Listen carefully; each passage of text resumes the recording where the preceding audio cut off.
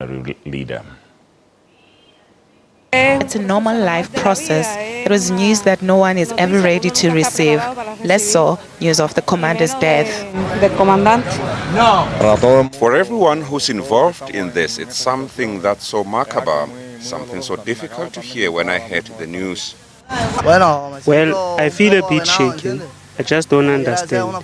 He was a public figure that everybody loved and respected. And leaders across the world, including Venezuelan President Nicolas Maduro, Russian President Vladimir Putin, and Indian leaders also paid rich tributes to the former leader, praising him as a symbol of an era. French President Francois Hollande also paid tribute to the late leader.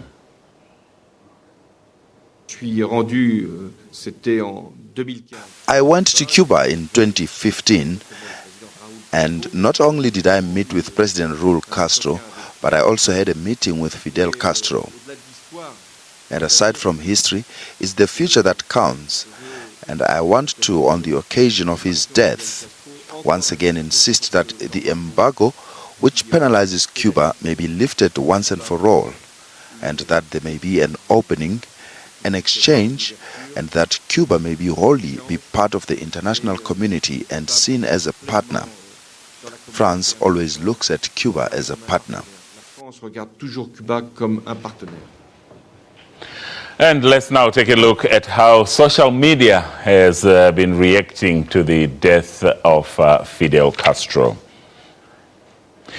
We have this one from Narendra Modi, the Indian Prime Minister, and he's saying that Fidel Castro was one of the most iconic personalities of the 20th century, and India mourns the loss of a great friend.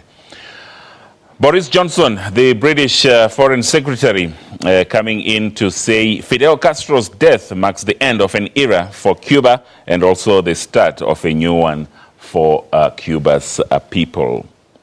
And Marie Therese also says, I never want to live my life in such a way that people are happy to hear of my death. And Media Pundit says, rest in peace, Fidel Castro. Cuba and the world at large has lost a truly dedicated leader of our time. And Anand Ashar also says, rest in peace, Fidel Castro. The world and Cuba will never be the same. Now, let's also take a look now at the life and times of